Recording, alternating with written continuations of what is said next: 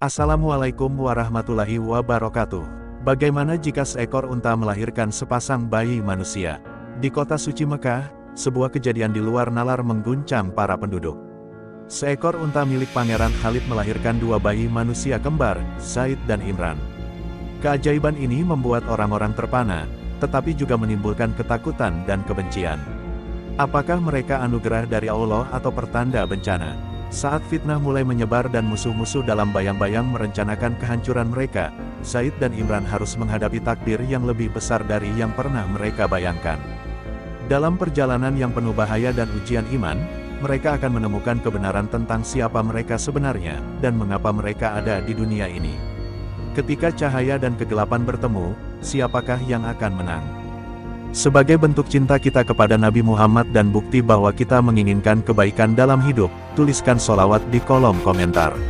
Semoga dengan bersolawat, kita mendapatkan keberkahan, diampuni dosa-dosa kita, dan dijauhkan dari azab yang pedih. Jangan ragu, tuliskan sekarang.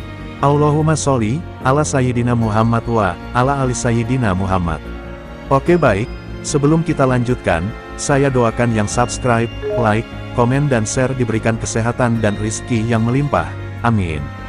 Ikan patin ikan lele, lanjutkan le. Mekah yang biasanya damai tiba-tiba dihebohkan oleh kabar yang mengguncang seluruh penduduknya. Seekor unta milik Pangeran Khalid, seorang bangsawan yang dikenal taat beribadah, dikabarkan melahirkan dua bayi manusia kembar. Kabar ini menyebar begitu cepat dari mulut ke mulut, membuat orang-orang berbondong-bondong menuju istana untuk menyaksikan sendiri keajaiban yang belum pernah terjadi sepanjang sejarah. Suasana pasar yang tadinya dipenuhi dengan aktivitas dagang mendadak berubah menjadi perbincangan heboh tentang tanda-tanda kebesaran Allah. Di halaman istana, para pelayan dan pengawal berdiri dengan wajah bingung, sementara beberapa ulama yang telah dipanggil tampak berbicara dengan suara rendah, mencoba mencari jawaban dalam kitab-kitab mereka. Di tengah mereka, Pangeran Khalid berdiri tegap, mengenakan jubah putih berhiaskan sulaman emas. Wajahnya yang biasanya penuh wibawa kini tampak diliputi kebingungan. Ia menatap unta kesayangannya yang masih terbaring kelelahan, sementara di sampingnya, dua bayi manusia berkulit kemerahan menangis lirih, seakan menyadari bahwa dunia yang mereka masuki tidak seperti tempat asal mereka. Sebagian orang yang menyaksikan kejadian ini langsung bersujud, mengucapkan takbir, yakin bahwa ini adalah tanda kekuasaan Allah. Namun, tidak sedikit pula yang merasa ketakutan. Bisik-bisik mulai terdengar di antara penduduk, beberapa di antaranya menyebut ini sebagai pertanda buruk. Ini bukanlah kelahiran biasa, bisik seorang pria tua kepada rekannya. Apakah ini mukjizat, atau justru kutukan? Suasana semakin tegang ketika seorang pemuda yang baru tiba dari pasar berteriak, ini sihir. Tidak mungkin manusia lahir dari seekor unta. Teriakannya membuat beberapa orang mengangguk setuju, sementara yang lain mengutuknya karena meragukan kebesaran Tuhan. Di tengah kekacauan itu, seorang ulama terkemuka, Syekh Umar, melangkah maju. Jubah putihnya berkibar terkena angin sore, dan sorot matanya tajam namun penuh ketenangan. Dengan suara yang dalam dan berwibawa, ia berkata, "Wahai kaum muslimin, bukankah kita telah diajarkan dalam Al-Quran bahwa Allah Maha Kuasa atas segala sesuatu? Apakah kita lupa bagaimana Nabi Isa lahir tanpa seorang ayah? Apakah kita lebih takut pada keajaiban daripada bersyukur atas tanda-tanda kebesarannya?" Kata-kata Syekh Umar membuat banyak orang menundukkan kepala, merasa malu atas keraguan mereka sendiri. Sementara itu, Pangeran Khalid masih berdiri teguh di tempatnya, menatap kedua bayi yang kini telah dibersihkan oleh para pelayan istana. Di dada mereka, terdapat tanda berbentuk lafaz Allah yang tampak begitu jelas. Hati sang pangeran bergetar hebat, dan tanpa berpikir panjang, ia segera mengambil air wudhu sebelum menyentuh bayi-bayi tersebut. "Jika ini adalah amanah dari Allah, maka aku akan menjaganya," gumamnya dalam hati. Perlahan, ia mengangkat salah satu bayi itu ke dalam pelukannya, merasakan kehangatan yang aneh namun menenangkan. Seolah-olah bayi ini membawa cahaya yang tak kasat mata, namun dapat dirasakan dalam jiwanya. Di langit barat, matahari mulai tenggelam, meninggalkan semburat jingga yang memayungi istana. Malam mulai menyelimuti kota suci, tetapi hati semua orang yang berada di sana tetap dipenuhi dengan pertanyaan yang belum terjawab. Apakah bayi-bayi ini benar-benar mukjizat dari Allah? Ataukah ini adalah ujian yang akan mengubah nasib Mekah selamanya? Tidak ada yang tahu, Namun satu hal yang pasti, sejarah baru saja tertulis di padang pasir yang sunyi ini. Malam itu, di dalam kamar istana yang megah, Pangeran Khalid duduk termenung di hadapan dua bayi yang tertidur lelap di atas tempat tidur berlapis sutra. Cahaya lentera berkelap-kelip, menari di permukaan dinding yang dihiasi ukiran ayat-ayat suci.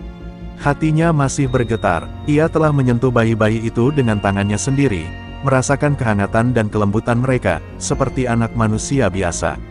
Namun, bagaimana mungkin mereka lahir dari seekor unta? Apa pesan yang Allah hendak sampaikan kepadanya? Rasa penasaran bercampur ketakutan menguasai pikirannya. Di luar, langit Mekah dihiasi dengan ribuan bintang yang berkelip, seakan menjadi saksi dari peristiwa luar biasa yang baru saja terjadi. Pangeran Khalid akhirnya bangkit dan menuju ruang wudhu. Ia menyucikan dirinya, membiarkan air dingin mengalir di wajah dan tangannya, mencoba menenangkan kegelisahannya. Setelah itu, ia berjalan ke ruang doa istana, sebuah tempat sunyi yang hanya diterangi cahaya lilin dan dihiasi permadani tebal. Di sanalah, ia berdiri menghadap kiblat, mengangkat tangannya, dan dengan suara lirih namun penuh kepasrahan, ia berdoa. Ya Allah, Engkau yang maha mengetahui segala sesuatu. Jika ini adalah tanda darimu, maka tunjukkanlah aku jalan yang benar. Jangan biarkan aku terjerumus dalam kesalahan dan ketakutan. Pangeran Khalid terus berdoa hingga kantuk mulai merayap. Tanpa sadar, ia tertidur di atas sajadahnya. Dalam tidurnya, ia mendapati dirinya berada di tempat yang asing, sebuah padang pasir luas yang diterangi cahaya bulan keperakan. Di hadapannya berdiri seorang lelaki bercahaya, berjubah putih, dengan wajah yang memancarkan ketenangan yang tak terlukiskan.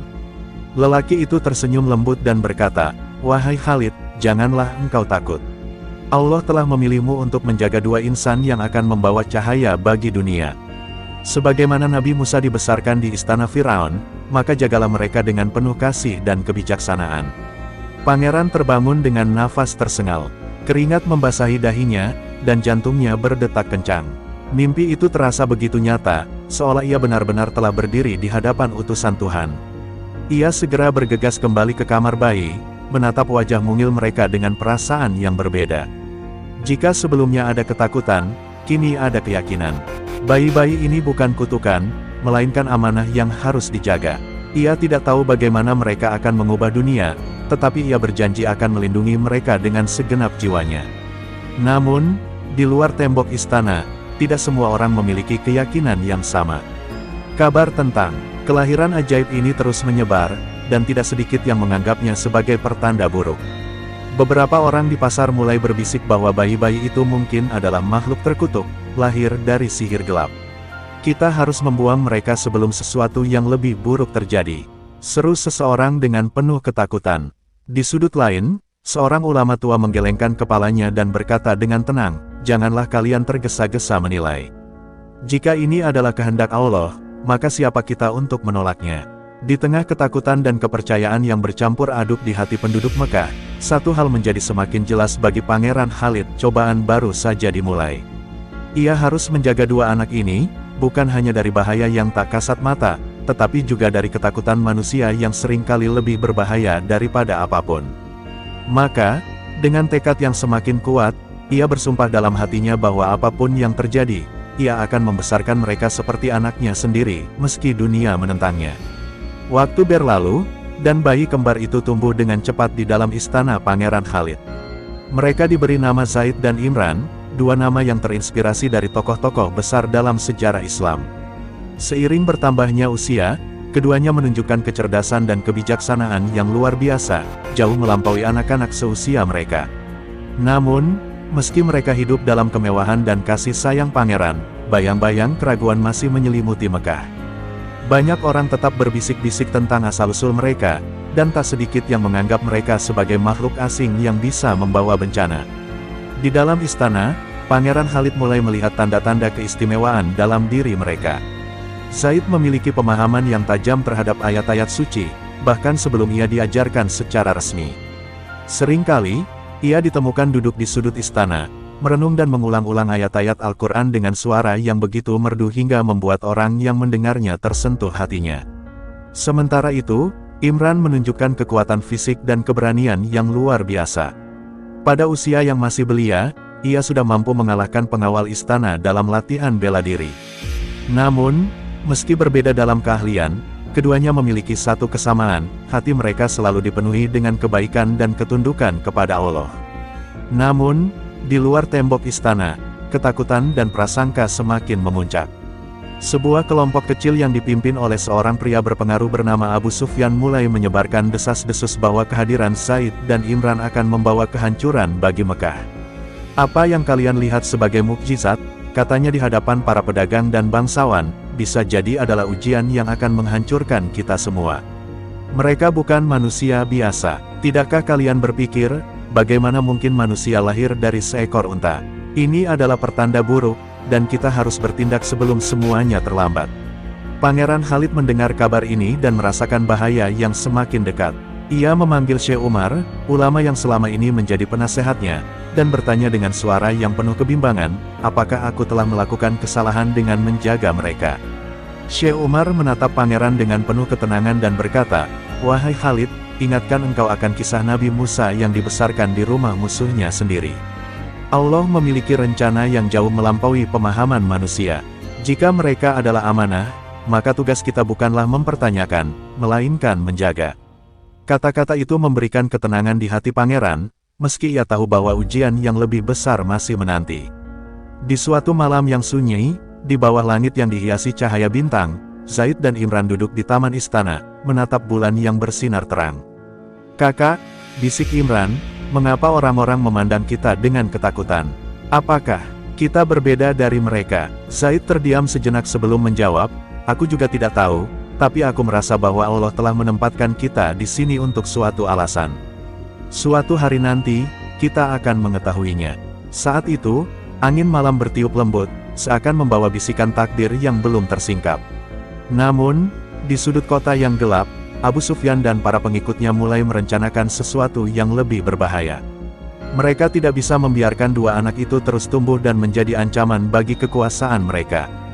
Dalam kesunyian malam, rencana jahat mulai disusun, rencana untuk menyingkirkan Zaid dan Imran sebelum takdir mereka benar-benar terwujud. Malam di Mekah terasa lebih gelap dari biasanya. Angin gurun berembus dingin, membawa bisikan-bisikan rahasia yang hanya bisa didengar oleh mereka yang hatinya dipenuhi niat jahat. Di dalam sebuah rumah sederhana yang tersembunyi di gang sempit, Abu Sufyan duduk dikelilingi oleh para pengikutnya. Wajahnya dipenuhi kebencian saat ia mengepalkan tangan di atas meja kayu yang kasar. "Kita tidak bisa membiarkan mereka terus hidup," katanya dengan suara penuh racun. "Mereka bukan manusia biasa. Jika kita menunggu lebih lama, mereka akan tumbuh menjadi ancaman yang tak bisa dihentikan." Para pria di sekelilingnya mengangguk setuju, mata mereka penuh dengan ketakutan dan keserakahan. Sementara itu, di dalam istana, Pangeran Khalid mulai merasakan kehadiran bahaya yang mengintai. Beberapa pengawalnya melaporkan bahwa ada gerakan mencurigakan di kota, bahwa nama Zaid dan Imran terus dibicarakan dalam pertemuan-pertemuan rahasia. Ia memanggil Syekh Umar, satu-satunya orang yang dapat ia percayai sepenuhnya. "Aku merasa ada sesuatu yang mengancam mereka," ujar pangeran dengan nada khawatir. Syekh Umar menghela napas dalam, lalu berkata, "Ketika kebenaran lahir ke dunia, kegelapan akan selalu berusaha memadamkannya. Namun ingatlah, Allah tidak pernah meninggalkan hambanya yang bertakwa." Di tengah ketegangan yang semakin memuncak, Zaid dan Imran mulai merasakan perubahan di sekeliling mereka. Para pelayan yang dulu menyambut mereka dengan senyum kini terlihat ragu-ragu. Beberapa pengawal menundukkan kepala, menghindari tatapan mereka. Bahkan di pasar, di mana mereka dulu bebas berjalan bersama Pangeran Khalid, bisikan-bisikan semakin nyaring terdengar. "Mereka sudah terlalu besar, kita harus melakukan sesuatu," bisik seorang pria kepada rekannya. Zaid menoleh ke arah suara itu, merasakan sesuatu yang tak bisa ia jelaskan. Seakan ada bahaya yang mengintai dari setiap sudut. Pada suatu malam, ketika bulan berada di puncaknya, rencana Abu Sufyan mulai dijalankan. Beberapa orang bayaran menyelinap ke dalam istana dengan langkah-langkah hening, pedang tersembunyi di balik jubah mereka. Mereka tahu bahwa jika mereka berhasil menyingkirkan anak-anak itu, kekuasaan akan tetap berada di tangan mereka. Namun, takdir memiliki cara sendiri untuk menjaga hamba-hamba pilihannya. Saat salah satu dari mereka hampir mencapai kamar Zaid dan Imran, sebuah suara menggema di dalam koridor gelap.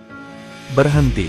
terdengar suara tegas. Dari balik kegelapan, seorang pria tua dengan jubah putih berdiri dengan tongkat kayu di tangannya, Syekh Umar.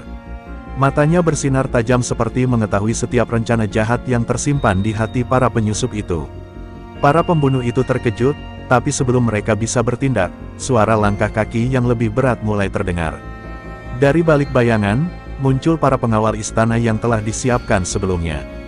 Khalid telah mencium adanya rencana jahat, dan kini jebakan telah dipasang untuk menangkap para pengkhianat. Dengan satu perintah dari Syekh Umar, para penyusup itu segera dikepung.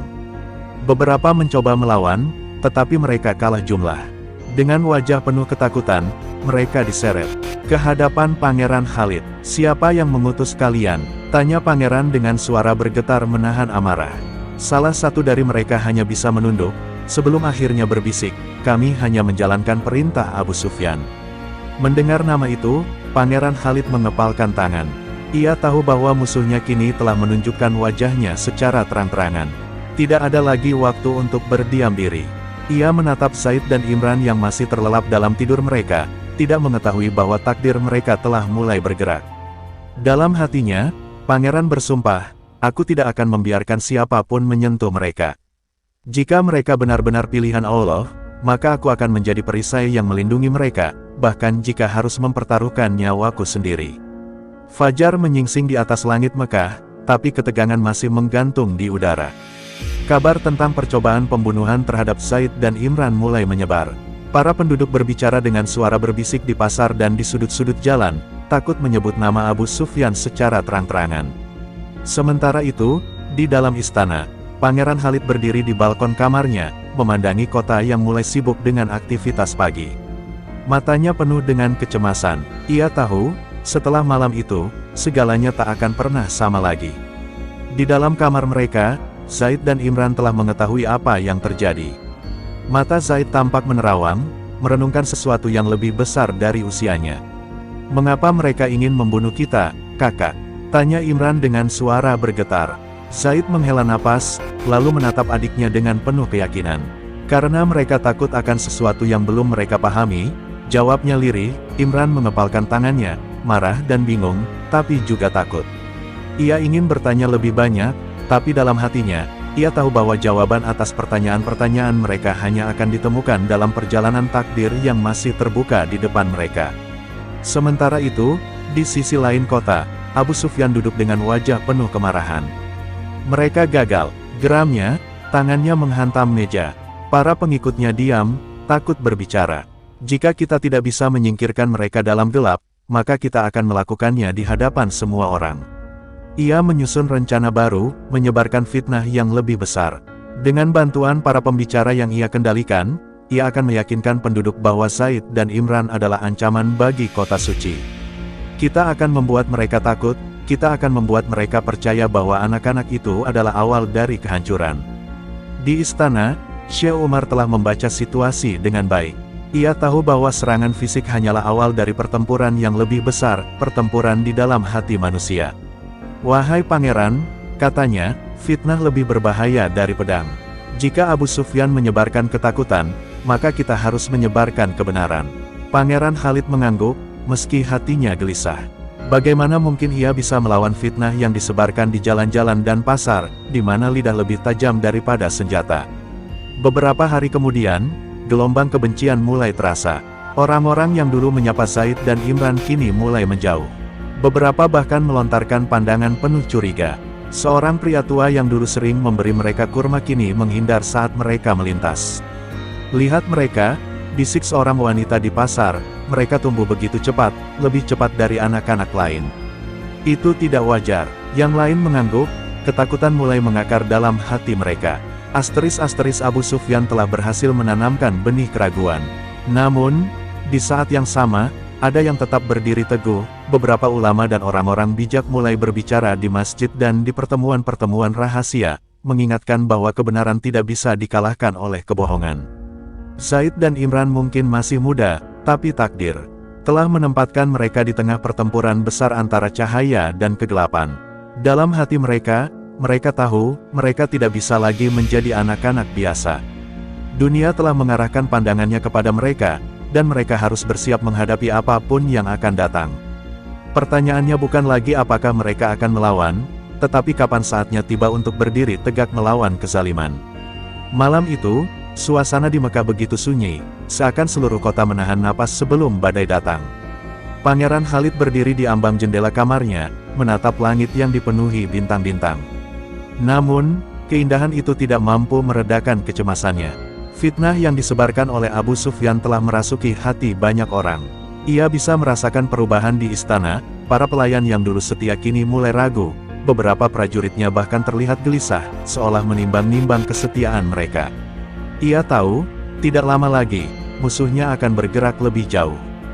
Di dalam kamar mereka, Zaid dan Imran terjaga.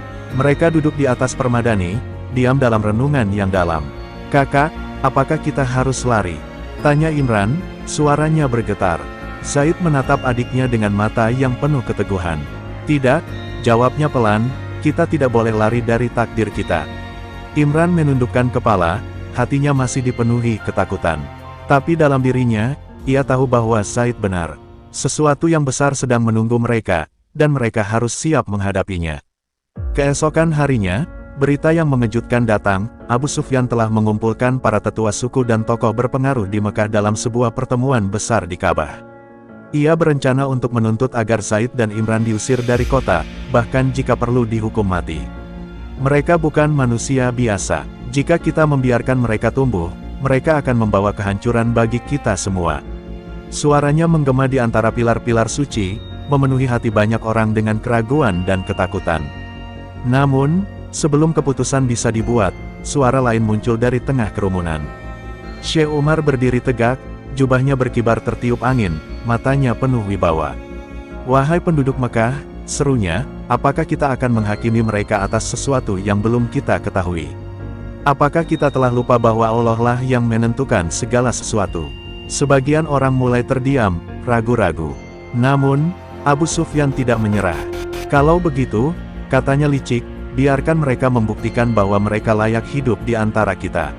Aku menantang mereka untuk menunjukkan keistimewaan mereka, atau kita akan mengusir mereka dari kota ini selamanya." Berita tentang tantangan itu menyebar dengan cepat, dan keesokan harinya, seluruh Mekah berkumpul di halaman Ka'bah. Zaid dan Imran berdiri di tengah kerumunan, dikelilingi oleh orang-orang yang menatap mereka dengan campuran harapan dan ketakutan. Pangeran Khalid ingin menghentikan ini, tapi ia tahu bahwa saatnya telah tiba bagi mereka untuk menghadapi dunia. Zaid menutup matanya, menarik napas dalam-dalam, dan dalam hatinya, ia berdoa. "Ya Allah, jika kami memang bagian dari rencanamu, maka tunjukkanlah kepada mereka kebenaran." Saat ia membuka matanya, sesuatu terjadi, sesuatu yang akan mengubah takdir mereka selamanya. Kisah Zaid dan Imran mengajarkan kepada kita bahwa kebenaran akan selalu diuji, tetapi mereka yang berpegang teguh pada iman dan kejujuran akan selalu mendapatkan perlindungan dari Allah. Fitnah dan kebencian seringkali muncul dari ketakutan dan ketidaktahuan, tetapi cahaya keadilan akan selalu menemukan jalannya. Dalam hidup, kita tidak boleh takut berdiri tegak membela kebenaran, meskipun dunia berusaha menjatuhkan kita. Karena sesungguhnya, ujian yang besar adalah tanda bahwa Allah sedang menyiapkan kita untuk sesuatu yang lebih besar. Cerita ini adalah karya fiksi yang terinspirasi dari nilai-nilai moral, keimanan, dan hikmah kehidupan. Tidak ada klaim bahwa kejadian dalam kisah ini benar-benar terjadi di dunia nyata. Tokoh, peristiwa, dan tempat dalam cerita ini hanya digunakan sebagai sarana untuk menyampaikan pesan kebaikan dan pembelajaran. Segala kesamaan nama, tempat, atau kejadian hanyalah kebetulan semata dan tidak dimaksudkan untuk menyinggung atau merujuk kepada individu atau peristiwa nyata. Pembaca diharapkan untuk mengambil hikmah dari cerita ini dengan bijaksana dan tidak menjadikannya sebagai sumber sejarah atau fakta ilmiah. Cerita ini dibuat untuk tujuan hiburan dan refleksi spiritual, serta untuk mengingatkan kita akan pentingnya kejujuran, keteguhan iman, dan perjuangan melawan kebatilan. Semoga kisah ini dapat memberikan inspirasi dan motivasi bagi kita semua. Unta berjalan di padang pasir, langit senja merah membara, bersabar dan yakinlah, wahai yang sabar. Kemenangan pasti akan tiba pada waktunya. Semoga kisah ini menjadi pelajaran bagi kita semua untuk selalu berpegang pada iman dan kebenaran. Tetaplah teguh di jalan Allah, karena setiap langkah yang kita ambil dalam kebaikan akan dicatat sebagai amal yang mulia. Wassalamualaikum warahmatullahi wabarakatuh.